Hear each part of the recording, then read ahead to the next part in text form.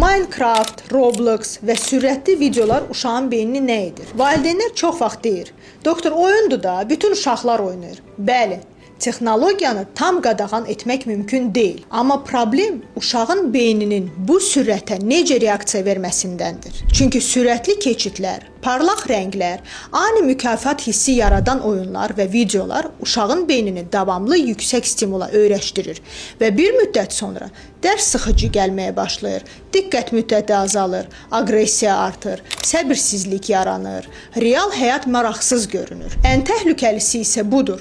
Beyin yavaş və normal ritmə uyğunlaşmaqla çətinlik çəkir.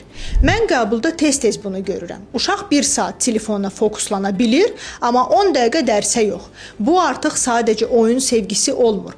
Xüsusilə uzun müddət ekran istifadəsi diqqət problemlərini artırır, yuxu keyfiyyətini pozur, emosional idarəni zəiflədir, sosial ünsiyyətə təsir edir.